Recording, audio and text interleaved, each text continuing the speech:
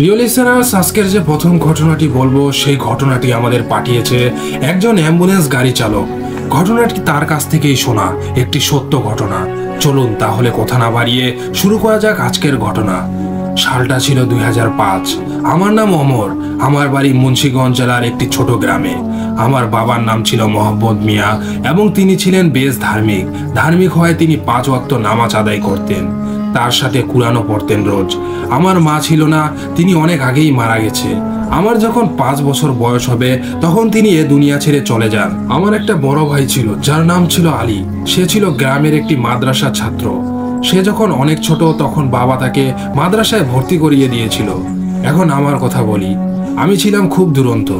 আমাকেও আমার বড় ভাইয়ের মতো মাদ্রাসায় ভর্তি করিয়ে দেওয়া হয়েছিল, কিন্তু আমি পড়াশোনা করতে চাইতাম না। একদিন মাদ্রাসার হুজুর আমি পড়া না পারায় আমাকে অনেক শাস্তি দিয়েছিল। আমি সেখান থেকে পালিয়ে আসি। মাদ্রাসার হুজুর আমার বাবাকে পড়া না পারার কথাগুলো বলে দিয়েছিল, শাস্তির ব্যাপারটাও বলেছিল। তিনি অনেক চেষ্টা করেছিলেন আমাকে মাদ্রাসায় পাঠানোর, কিন্তু আমি আর যাইনি। তাই আমার বাবা হাল ছেড়ে দেন। আমার বাবা আমাকে স্কুলে ভর্তি করে দেন ক্লাস 7-এ। আমার বাবা ব্যবসা করতেন গ্রামেই। তিনি সৎ হওয়ায় কাছের সবাই যেয়ে তার কাছেই কেনাকাটা করত, কিন্তু আরো যে ব্যবসায়ীগুলো ছিল তারা দেখে হিংসে করত। তো একদিন আমার বাবা ব্যবসা করার উদ্দেশ্যে ঢাকায় রওনা দিয়েছিলেন। তিনি রোড অ্যাক্সিডেন্টে মারা যান। এটিই ছিল তার শেষ যাত্রা। তার লাশ যখন ঢাকা থেকে গ্রামে আনা হয়েছিল তা দেখে আমার বড় ভাই এবং আমি অনেক কেঁদেছিলাম। তখন আমাদের মামা ছিল একটা, সেই মামাটি আমাদেরকে সান্ত্বনা দিচ্ছিল এবং আসরের দিকে আমার বাবার জানাজা শেষ করে গ্রামের পাশের একটি কবরস্থানে দাফন করে দেওয়া হয়। তারপর আমরা কান্না করতে করতে 2 ভাই বাড়িতে চলে আসি। তার থেকে আমার মামা আমাদের দেখাশোনা করতে লাগলেন। এভাবে চলে গেল কয়েকটা বছর। তখন আমি পড়ছি HSC-তে, আর কয়েক মাস বাকি ছিল পরীক্ষার। সে সময় আমার মামাও মারা যায়। আমার মামার বাড়ি ছিল গ্রামের একটু কাছেই। কি আর করার, আমাদের সুখ হয়তো কপালেই থাকে না। তো মামার দাফন কাফন করতে প্রায় মাগরিব পার হয়ে যায়। তখন আমি বাড়িতে এসে অনেক কান্না করছি। তখন আমার বড় ভাই আমার মাথায় হাত বুলিয়ে দিয়ে সান্ত্বনা দিচ্ছেন এবং বলছেন, তুমি একটি বড় জায়গায় পৌঁছাবে একদিন। তুমি HSC ভালো করে দাও। পরীক্ষা দেওয়ার পর তুমি ইউনিভার্সিটির জন্য চান্স নাও। যা যা লাগে সব আমি দিব। আমি আরো ভালোভাবে পড়াশোনা শুরু করলাম। আমি A+ পেয়েও গেলাম এবং আমার ভাই আমার সফলতা দেখে অনেক খুশি হলো। তখন আমাকে একটি ভালো ইউনিভার্সিটিতে ভর্তি হওয়ার জন্য বলল। তাই আমি ঢাকায় চলে আসি, কোচিং করি। কোচিংয়ের খরচ আমি অবশ্য বের করে নিয়েছিলাম, আর থাকা খাওয়ার খরচ আমার ভাই দিয়েছিল। এক সময় আমি ইউনিভার্সিটিতে চান্স পেয়ে যাই, পড়তে থাকি। যখন আমি ইউনিভার্সিটির ফার্স্ট ইয়ারে পড়ি, এটি তো বলাই হয়নি যে আমি কোন ইউনিভার্সিটিতে পেয়েছি। ঢাকা ইউনিভার্সিটিতে পেয়েছি। আমি শুনতে পাই আমার বড় ভাই নাকি মারা গিয়েছে। গ্রাম থেকে কল দিয়েছে আমাদের প্রতিবেশী। ওই যে বলেছিলাম সুখ আমাদের কপালে থাকে না বেশি দিন। আমি গ্রামে চলে যাই এবং অনেক কান্নাকাটি করি। তখন আমার পাশে আর কেউ ছিল না, শুধু প্রতিবেশী ছাড়া। সান্ত্বনা দিতে লাগলো তারা। তারপর আমি দাফন কাফন করে আবার শহরে চলে আসি। এখন আর কি করার, আমি ভাবি পড়াশোনা করে আর লাভ নেই।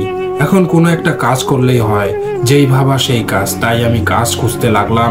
ঢাকার বিভিন্ন জায়গায় ঘুরলাম, আনাচে কানাচে ঘুরতে লাগলাম, কিন্তু কোনো কাজ পাচ্ছিলাম না। একজন আমায় বলল, ভাই আপনি তো ড্রাইভিং শিখতে পারেন।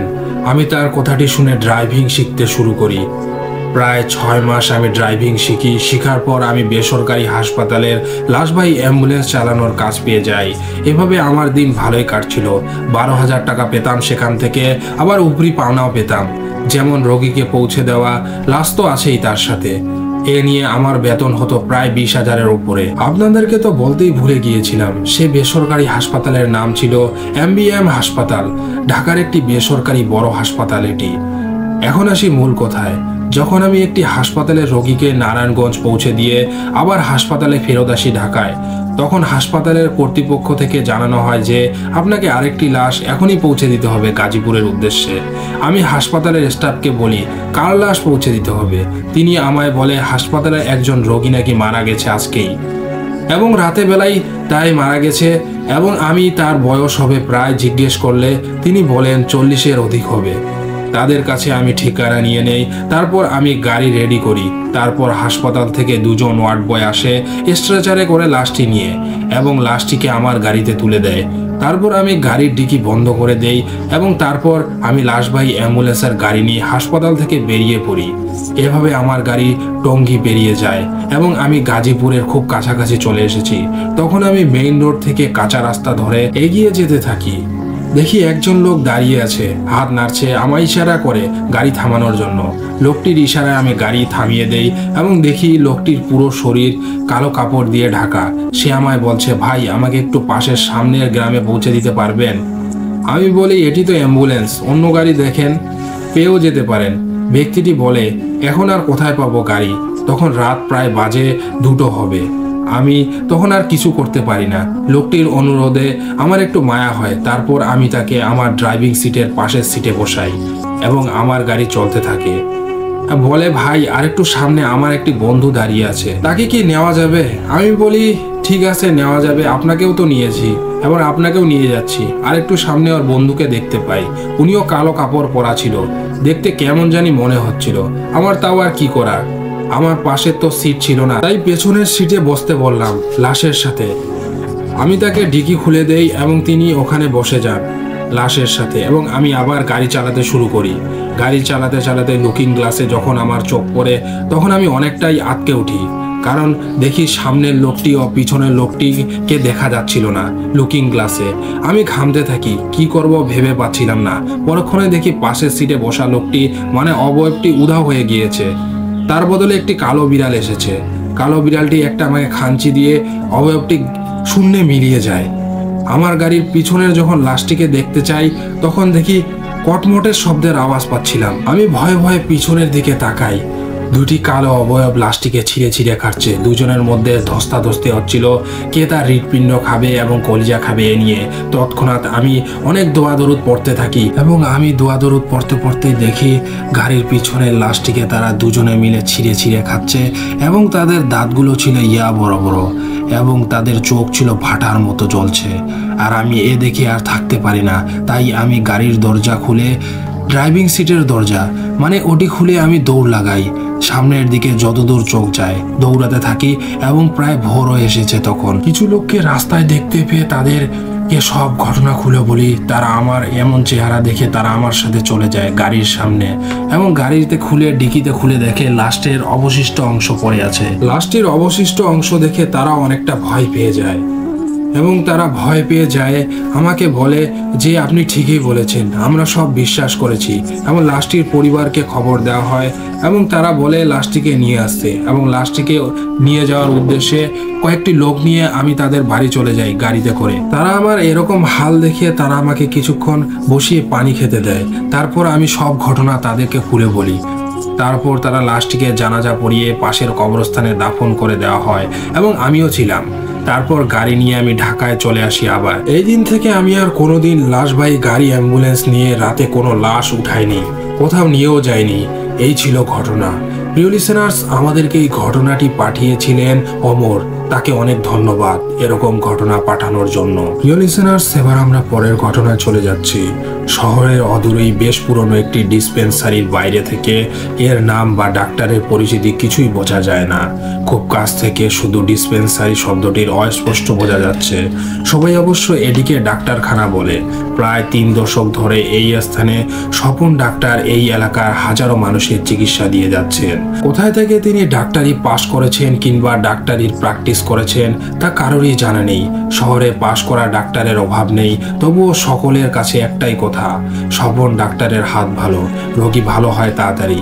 এলাকায় তার নামে নানা অদ্ভুত আর অবিশ্বাস্য মুখরোচক ঘটনা প্রচলিত আছে। স্বপন ডাক্তারকে এই ব্যাপারে কেউ জিজ্ঞেস করলে সে তা এড়িয়ে যায়, তবে মাঝে মাঝে সে কিছু নতুন কথা জুড়ে দেয়। স্বপন ডাক্তারের বহু পুরনো রোগী আছে, সে তার পুরনো রোগীদের আলাদাভাবে দেখভাল করে। নতুন রোগীদের সে ডাক্তারখানায় বসে চিকিৎসা দিলেও পুরনোদের প্রয়োজনে রাত বিরাতে তাদের বাসায় যেয়ে উপস্থিত হয়। পৌষ মাসের এক ঠান্ডা রাতে স্বপন ডাক্তারের সাথে অদ্ভুত এক ঘটনা ঘটে গেল। সেদিন মাঝারি ধরনের বৃষ্টিপাত হচ্ছিল। শীতকালে সাধারণত এমন দিন খুব কমই পাওয়া যায়। ঠান্ডা সহ্য করতে না পেরে স্বপন ডাক্তার সন্ধে না নামতেই ডিসপেন্সারি বন্ধ করে দিলেন।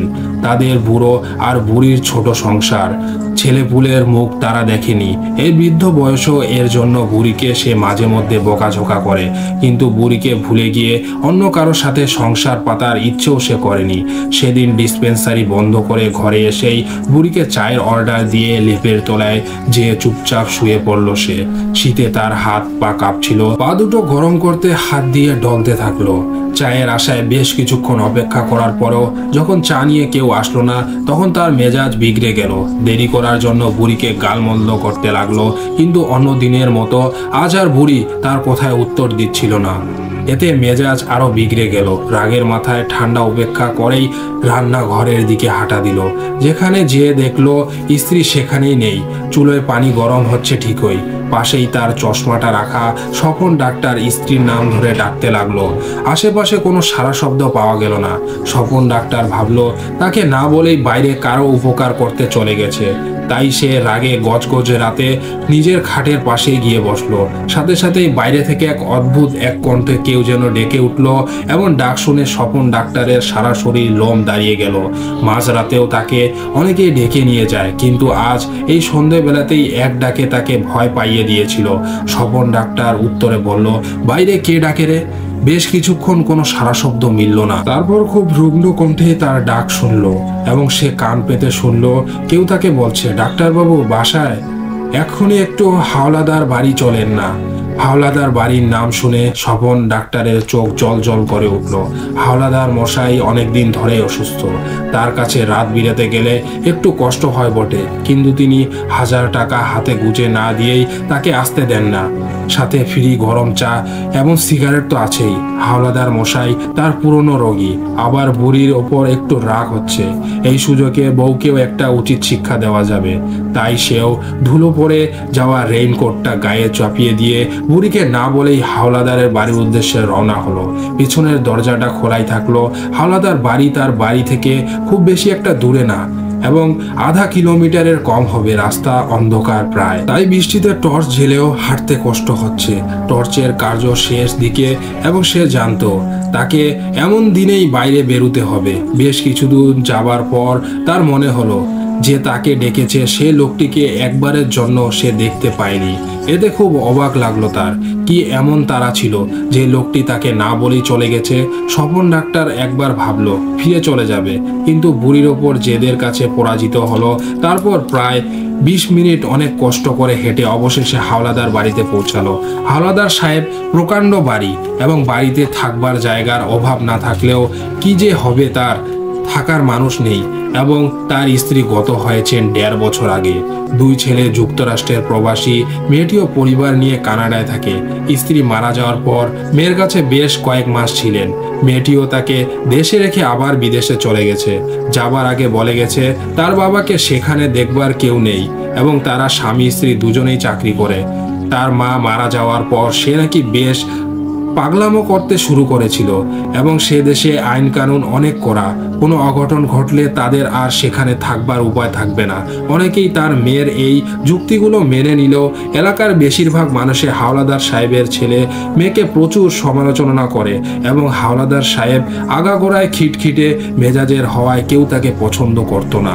লোকজন বাড়ির আশপাশেও খুব একটা আসতো না। 2 জন কাজের লোক দিন রাত তার দেখভাল করত। বাড়িতে প্রবেশ করে স্বপন আহমেদ ডাক্তার কাজের লোক দুটিকে কাউকেই দেখতে পেল না। বেশ পুরনো বাড়ি, হিন্দু সম্পত্তি কিনেছিল হাওলাদার সাহেব, এবং বাড়ির এখানে ওখানে মানুষের মূর্তি এখানে অক্ষত আছে। বাইরে ঘন অন্ধকার, চারদিক বৃষ্টির আওয়াজ ছাড়া কিছুই স্বপন ডাক্তারের কানে যাচ্ছিল না। বেশ অস্বস্তি লাগছিল তার। এমন ছমছমে পরিবেশে সে কখনো এ বাড়িতে আসেনি। সে খুব সাবধানে পা টিপে টিপে বাড়ির আঙিনা পেরিয়ে বারান্দায় উঠতে যাবে, ঠিক তখনই হঠাৎ করে বাইরে মৃদু বিজলি চমকায়। আটকে উঠে স্বপন আহমেদ, এবং ডাক্তার সাহেব ভয় পেয়ে গেল, এবং তার মনে হলো ঠিক তার সামনে একটি প্রকাণ্ড মূর্তি তার দিকে তীক্ষ্ণ দৃষ্টিতে তাকিয়ে আছে। তার বুকটা ধক করে উঠল। আসলে সেটা কি বুঝে উঠবার আগেই আকাশের আলো গায়েব হয়ে যায়। সে নিজের টর্চ জ্বালালো। সামনে যেতে যেতে মূর্তিটাকে পার করে গেছে ততক্ষণে কি মনে করে আবারও সেই মূর্তিটির দিকে টর্চের আবছা আলো ফেললো, কিন্তু সাথে সাথে টর্চ নিভিয়ে ফেললো। আবার সে যা দেখলো আর দেখতে চায় না। এতক্ষণ যা তার কাছ থেকে শুধু অদ্ভুত মনে হচ্ছিল, এখন সেটা বাস্তব মনে হলো, কারণ মূর্তিটি তখনও তার দিকে তীক্ষ্ণ দৃষ্টিতেই চেয়েছিল। তাড়াহুড়ো করে সামনে এগোতে যেয়ে বৃষ্টি ভেজা বারান্দায় সে পিছলে পড়ে গেল। স্বপন ডাক্তারের তখন মনে হলো আজ বুঝি তার আর রক্ষা নাই। ভীত কণ্ঠে সে কাজের লোকের নাম ধরে ডাকতে যাবে, ঠিক তখনই একটা ঘরের ভেতর থেকে কাউকে ডাকতে শুনলেন। ডাক্তার মশাই, বাইরে দাঁড়িয়ে আছেন, কি করছেন বাইরে? ভেতরে আসেন। অনেকটা হাওলাদার সাহেবের গলার আওয়াজ শুনে সে অনেকটা স্বস্তি পেল। এ বাড়িতে এমন অভিজ্ঞতা তার কখনো হয়নি। এসেই অন্যরকম অভ্যর্থনা পেল সে, কিন্তু সেদিন কাউকে দেখছিল না। ভয় পাওয়ার লোক সে নয়, কিন্তু আজ বেশ ভয় পাচ্ছে।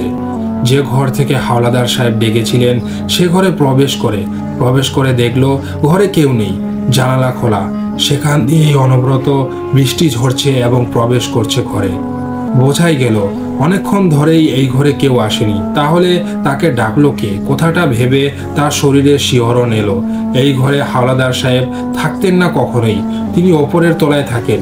কাজের লোকদের নাম ধরে ডাকতে ডাকতেই স্বপন ডাক্তার দোতলায় উঠে এলো এবং ওপরেই ঘন অন্ধকার। নিচে তাও কাজের লোকদের ঘরের বাতি থাকে, কিছু আলো পাওয়া যাচ্ছিল, ওপরে এর ছিটে ফোটাও নেই। স্বপন ডাক্তার এইবার ভরকে গেল। সে নিচে যে মূর্তিটাকে দেখেছে সে তার সম্মুখে আর যেতে চায় না। এর মানে তার এই বাড়ি থেকে বাইরে বেরোবার রাস্তা বন্ধ। এতক্ষণ ধরে ডাকাডাকি করেও কাউকে সে দেখছে না। একে তো লোকজনের কোনো হদিশ নেই, এর ওপর দিকে তার ডাক এবং এখানে এসেছে দেখাও মিলছে না। শুধু অদ্ভুত এক কণ্ঠে কেউ তাকে নির্দেশনা দিচ্ছে। নানা কথা চিন্তা করে সে সামনে না এগিয়ে এক জায়গায় দাঁড়িয়ে থেকে টর্চ লাইটের নিভু নিভু আলো মেরে চারদিক দেখতে লাগলো। কে জানতো এমন অন্ধকার বাড়িতে রাত বিরেতে এসে তাকে এমন বিপদে পড়তে হবে। এখন তার নিজের ওপরেই খুব রাগ হচ্ছে। রাগের মাথায় কিছু না ভেবেই চলে এসেছে, মোবাইলটাও সাথে আনতে ভুলে গেছে। একসাথে এতগুলো ভুল তার হয় না কখনই। আজ দিনটাই বুঝি অশুভ। অন্য কেউ হলে এতক্ষণে নানা দেবতা প্রভুর নাম নিয়ে ধরে ডাকতে শুরু করে দিত, কিন্তু স্বপন ডাক্তার যে 15 বছর ধরে কোনো কিছুই এটির মুখে আনেন না, এবং সেই থেকে তার ক্যান্সার রোগী মৃতপ্রায় দিদির আরোগ্যের জন্য যে মানত করেছিল সেটাও ব্যর্থ হয়েছিল। তা থেকে সে তার কাউকেই এটি মানেন না এবং কিছুই বলেন না। হঠাৎ করে স্বপন ডাক্তার তার নাম ধরেও ডাকতে শুরু করলো, এবং ততক্ষণে টর্চের চার্জ একেবারে শেষ। বোঝার উপায় নেই কে তাকে ডাকছে। মনে হচ্ছে দূর থেকে কেউ তাকে হাওলাদার সাহেবের মতো করে ডাকছে, ডাক্তার মশাই এদিকে আসেন। চারদিক থেকে এই ডাক প্রতিধ্বনি হচ্ছে, অথচ বাইরে বৃষ্টির আওয়াজ ছাড়া আর কিছুই কানে আসছে না। কারো পায়ে আওয়াজ পাওয়া যাচ্ছে না, এবং সেই ডাক কয়েকবার শোনার পর তা শোনা যাচ্ছে না। তবে সে তার ঘাড়ের ওপরে অজানা কোনো শক্তির প্রভাব অনুভব করতে শুরু করেছে। সেটি তাকে তার ইচ্ছার বিরুদ্ধে ঠেলে নিয়ে যাচ্ছে। স্বপন ডাক্তারের গলা দিয়ে কোনো আওয়াজ বেরোচ্ছে না। চারদিকে পিনপাতন নীরবতা এবং বাইরে বৃষ্টির আওয়াজ আর শোনা যাচ্ছে না। ততক্ষণে সে একটি পচা দুর্গন্ধ ঘরে এসে প্রবেশ করলো, এবং এরপরে কি ঘটবে সে অপেক্ষাতেই দাঁড়িয়ে আছে। প্রতিটি সেকেন্ড যেন তার কানে 1 মিনিট হিসাবে মনে হচ্ছিল। হঠাৎ করেই হালকা আওয়াজে বজ্রপাত হলো। জানালা দিয়ে যে আলো ঘরে এলো তাতে সে স্পষ্ট দেখতে পেল গলা পচা হাওলাদার সাহেবের লাশ বিছানার উপরে পড়ে আছে, আর সেই মূর্তির মতো তীক্ষ্ণ দৃষ্টিতে লাশটির চোখ দুটি ঠিক স্বপন ডাক্তারের দিকেই চেয়ে আছে। লাশ দর্শনের পর কিভাবে যেন সেই শক্তিটি ঘাড় থেকে সরে গেছে। সুযোগ পেয়ে স্বপন ডাক্তারও গলা ফাটিয়ে চিৎকার করতে করতে অজানা অন্ধকারে ছুটল। পরদিন সকালে স্বপন ডাক্তারের আধা মৃতদেহ সেই মূর্তিটির কাছেই পাওয়া গেল। পুলিশ এলে আরো জানা গেল হাওলাদার সাহেব 2 চাকরদের কুকর্মের কথা। তারা দুজনেই চেলাই মদ আনতে গিয়েছিল, পুলিশের কাছে ধরা খেয়ে আজ 7 দিন ধরে হাজতবাস করছে। এর মাঝেই কোনো একদিন হাওলাদার সাহেব মারা গেছেন। কেউ জানতেও পারেনি ভেতরে কি হয়ে গেছে। সবাই ভেবেছিল এখানেই বুঝি ঘটনার শেষ, কিন্তু স্বপন ডাক্তারের ঘটনা আরো রহস্যময় করতে আরেকটু এগোলো, এবং কেউ তার স্ত্রীর কাছে দুর্ঘটনার খবর বলতে গেলে তাকে নাকি আশ্চর্য হতে দেখা যায়। কারণ সে বলেছিল তার প্রতি যদি হাওলাদার বাড়িতে যেয়ে থাকে তাহলে সারা রাত ধরে তার পাশে লেপের তলায় কে শুয়েছিল। এই ছিল ঘটনা। প্রিয় লিসেনার্স, আমাদেরকে এই ঘটনাটি যিনি পাঠিয়েছেন তিনি তার নাম বলতে নিষেধ করেছেন, তাই আর নামটি বলা গেল না। এবার আমরা পরের ঘটনায় চলে যাচ্ছি। রিয়ানকে দুদিন ধরে পাওয়া যাচ্ছে না। আশ্চর্যজনক হলেও সত্য, এই প্রথম রিয়ান আমাকে না জানিয়ে কোথায় যে ডুব মেরেছে বুঝতেই পারছি না। সেবার বাড়ি থেকে পালিয়ে সে বান্দরবনে গিয়েছিল, তাই একমাত্র আমি জানতাম। আমাদের ক্লাসমেট শান্তা আর সজীবের রিলেশনের ব্যাপারটা ওদের বাসায় জানিয়ে একটা ঝামেলা সৃষ্টি করেছিল রিয়ান, সেটাও একমাত্র আমি জানতাম। আর সেই রিয়ান দুদিন ধরে কাউকে কিছু না জানিয়ে কোথায় যে গেছে আল্লাহই জানে। রাগ লাগছে আমার, আবার সাথে সাথে দুশ্চিন্তাও হচ্ছে ওর জন্য। কোনো ঝামেলায় পড়ে নাই তো? আর যদি কোথাও যেই থাকে তাহলে আমাকে বললো না কেন? কি এমন জরুরি কাজ ছিল তার? মাঝে মাঝে রিয়ান এমন হাওয়া হয়ে যায়, আবার ওর বাবা মা তেমন দুশ্চিন্তাও করছে না, কিন্তু আমার কেন জানি মনে হচ্ছে কোথায় কোনো বড় অঘটন ঘটেছে। ওকে মোবাইলেও পাওয়া যাচ্ছে না। কোনো পজিটিভ নিউজ পাবো না জেনেও রিয়ানের আম্মুকে ফোন করলাম। আন্টি, রিয়ানের কোনো খোঁজ পেলেন? না বাবা, জানোই তো ও বরাবরই এমন করে। দেখো ঠিকই 4-5 দিন পর এসে হাজির হবে। জি আন্টি, তাই হবে হয়তো। ঠিক আছে, রাখি। আন্টিকে বলতেও পারলাম না যে অন্যবারের মতো নিশ্চিত মনে বসে থাকতে পারছি না আমি, কারণ এবার যে রিয়ান আমাকেই কিছু বলে যায়নি। এবং রাতে শুয়ে ভাবছি শেষ কখন কি কথা বললাম রিয়ানের সাথে। হ্যাঁ, মনে পড়ছে, রিয়ান সেদিন রাতে রাস্তা দিয়ে হাঁটছিল যথারীতি অন্যান্য দিনের মতোই। রাতে রাস্তায় ঘোরা ওর শখ ছিল। হাঁটতে হাঁটতেই আমাকে ফোন করেছিল। কথা বলছিলাম দুজন, হঠাৎ রিয়ান পরে ফোন দিচ্ছিল বলেই কলটা কেটে দিল। বাস এতটুকুই। তারপর থেকেই ওকে ফোনে আর পাওয়া যাচ্ছে না। ধ্যাত, কারেন্টটাও চলে গেল। মোমবাতি জ্বালিয়ে ড্রয়িং রুমে এসে বসলাম। আব্বা আম্মা গেছে ছোট মামার বাসায়, কখন আসবেন ঠিক নেই। ও এত গরম লাগছে কেন আমার? এখন তো শীতকাল, যদিও শীতের মাত্রাটা খুব কম, কিন্তু গরম লাগার কথা না। ভাবসা গরমের সাথে পোড়া পোড়া গন্ধ পাচ্ছি। মনে হচ্ছে বাথটাবে বসে থাকি। দরজায় নক করার আওয়াজে চিন্তায় ছেদ ঘটলো, কিন্তু কলিং বেল না বাজিয়ে দরজায় নক করছে কোন বেকুব। একটু বিরক্তি নিয়ে দরজা খুললাম। রিয়ান দাঁড়িয়ে বাইরে। কোনো কথা না শুনে গালাগাল শুরু করলাম ওকে। কোথায় ছিলি? আর কাউকে না হোক আমাকে তো বলে যেতে পারতি। কারো কেয়ার তো তুই করিস না। ভাবলাম আমার জন্য একটু হলো তোর দরদ হয় না, কিন্তু আমাকে অপ্রয়োজনীয় মনে করিস তুই। এখন আর চুপ করে দাঁড়িয়ে না থেকে ভিতরে এসে বস বলে আমি আগে ঘরে ঢুকলাম। সোফায় বসতে যেয়ে দেখলাম রিয়ান ঘরে ঢোকেনি। দরজায় তাকিয়ে দেখলাম সেখানে কেউ নেই। আরে, একটু আগেই তো রিয়ান ছিল এখানে। ভীষণ রাগ লাগলো আমার। এবং রিয়ান কি শুরু করেছে এসব? দরজা খুলে রেখেছিস কেন? ঘরে ঢুকতে ঢুকতে বাবা বললেন। না মানে বলতে যেয়েও চেপে গেলাম। বাবা মা পছন্দ করেন না আমি রিয়ানের সাথে মিশি, কারণ রিয়ান আগে ড্রাগ অ্যাডিক্টেড ছিল, কিন্তু এখনো পুরোপুরি সুস্থ। কিন্তু সে কথা বাবা মাকে কে বোঝাবে? চুপচাপ নিজের ঘরে চলে আসলাম। তাহলে কি বাবা মাকে দেখেই রিয়ান চলে গেল? বাবা মা থাকলেও বাসায় আসে না। ও জানে বাবা মা চান না আমি ওর সাথে মিশি। রাগ কিছুটা কমে গেল আমার। কিন্তু রিয়ান এত চুপচাপ ছিল কেন? 5 মিনিট ধরে আমি এতগুলো কথা বললাম, ও না উত্তর দিল না, নিজেও কিছু কথা বলল না। তবুও আশ্বস্ত হলাম। এটা চিন্তা করে ফিরে তো এসেছে, খুশি হলাম অনেক। রিয়ানকে ছাড়া আমি যে অচল। রাতের খাবার খেয়ে নিশ্চিন্তে ঘুমিয়ে পড়লাম। অনেক সকালে ঘুম ভেঙে গেল আমার। নাস্তা খেয়ে ভার্সিটিতে যাব বলে ফোন করে দিলাম রিয়ানকে, এবং ফোনটা বন্ধ। ফাজিলটা নিশ্চয়ই ফোনে চার্জ দেয়নি। আন্টির মোবাইলে ফোন করলাম। আমি হ্যালো বলতেই আন্টি বললেন, কি বাবা, রিয়ানের কোনো খোঁজ পেলে? আন্টির কথা শুনে যেন আকাশ থেকে পড়লাম আমি। রিয়ান কি তবে বাসায় যায়নি? কিছু না বলেই ফোন রেখে দিলাম। রিয়ান কি শুরু করেছে এগুলো? কাল রাতে দেখা হলো আমার সাথে, এখন আবার লাপাত্তা। এই ছেলের কপালে যে কি আছে আল্লাহই জানে। এত বেশি রাগ লাগছে আমার যে মনে করছে রিয়ানের সাথে যোগাযোগ করাটাই বন্ধ করে দেই, আর ওকে ফোন দিব না। আমি ডিসাইড করলাম একাই রওনা দিলাম ভার্সিটির দিকে। সন্ধ্যায় বাসায় ফিরে শুনলাম বাবা দেশের বাড়িতে যাবেন বলে ঠিক করেছে। আমরাও যাব, সাথে 5 দিন পর ঢাকায় ফিরবো। আমার ঢাকার বাইরে যেতে ভালো লাগে না, কিন্তু বাবার ওপর কথা বলার সাহস আমার নেই। পরদিন অনেক সকালে আমরা রওনা হলাম বাগেরহাটের পথে।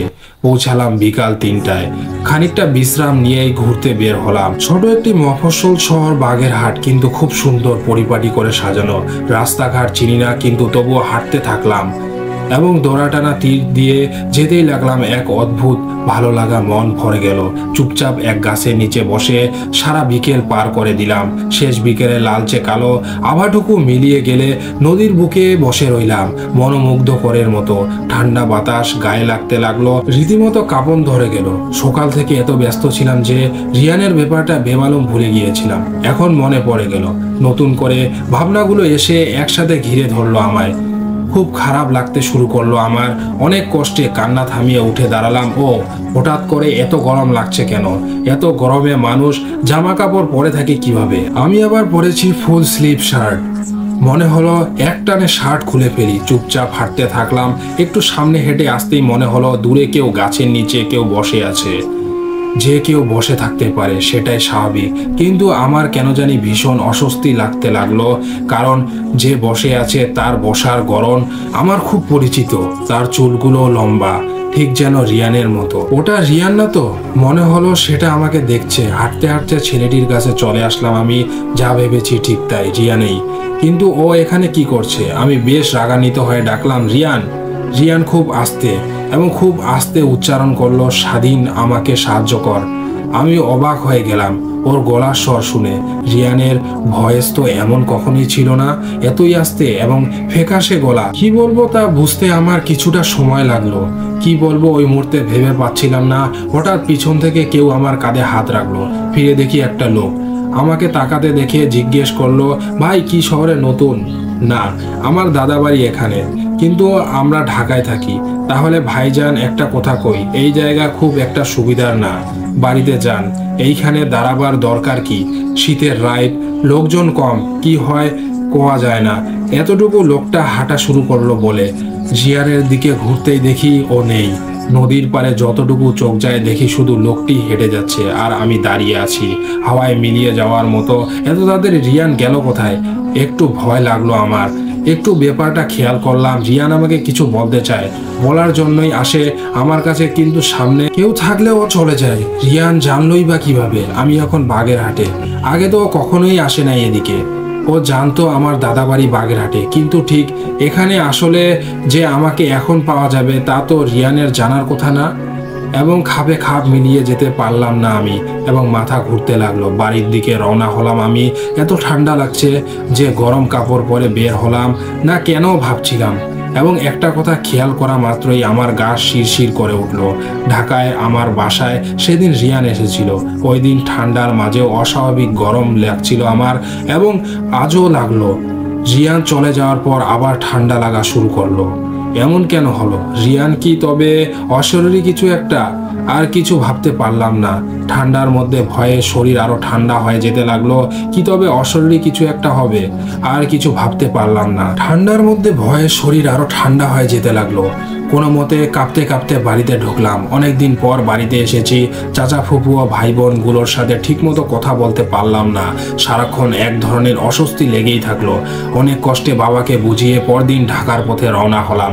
বিকালে ঢাকার বাসায় ঢুকলাম আমি একা। সারাদিন জার্নি করে এসেছি, তাই বিকালে আর কোথাও গেলাম না। বাসায় শুয়ে বসে কাটিয়ে দিলাম। রিয়ানের আম্মুকেও ফোন দিলাম না, কারণ জানি রিয়ানকে পাওয়া যায়নি। সন্ধ্যার পর অস্বস্তি কাটাতে টিভি দেখতে বসলাম। এবার একটু তাড়াতাড়ি ঠান্ডা পড়ে গেছে ঢাকায়। বাসায় বসেই হাত পা জমে যাওয়ার জোগাড় হয়েছে। ফোন বাজতেই রিসিভ করলাম। পাড়া তো বড় ভাই ফোন করেছে, আড্ডা দিতে ডাকলো। সারা বিকেল তো বাসায় বসেই ছিলাম, তাই কিছু না বলে আমিও বের হলাম বাসা থেকে। ফিরলাম একটু দেরি করেই। বাসায় একা, কিছুই তো করার নাই। এক টিভি দেখা ছাড়া আর তার থেকে আড্ডা দেওয়াই ভালো ছিল। মন ভালোই ছিল এতক্ষণ। এখন আবার নিজেকে খুব একা মনে হচ্ছে। রিয়ানকে মিস করা শুরু করলাম। লক খুলে বাসায় ঢুকতেই মনে হলো আমি কোনো চুলার মধ্যে ঢুকলাম। এবং এত গরম কেন বাসার ভিতরে? কি বাজে পোড়া গন্ধ। ভাবলাম জানালাগুলো আটকানো আছে, হয়তো এ থেকে গরম আসছে ভিতরটা, ভ্যাপসা গরম। এবং মনে হচ্ছে সিদ্ধ হয়ে যাব। আমার রুমে ঢুকে লাইট জ্বালাতেই ভূত দেখার মতো চমকে উঠলাম। আমার বিছানায় রিয়ান বসে আছে। পরিষ্কার দেখতে পাচ্ছি ওর মুখের গলায় কেমন জানি কালো কালো দাগ। মায়া ভরা চোখ দিয়ে তাকিয়ে আছে ও আমার দিকে, বোবার মতো নাকি সম্মোহিতর মতো। আমি তাকিয়ে আছি ওর দিকে, কিন্তু বুঝতে পারছি না। এত গরমের মাঝেও শীতল স্রোত অনুভব করলাম মেরুদণ্ডে। জানি না, হয়তো আমার মনের কথা বুঝতে পেরে রিয়ান বলে উঠলো, আমাকে কিছু জিজ্ঞেস করিস না স্বাধীন, শুধু চল আমার সাথে, প্লিজ চল।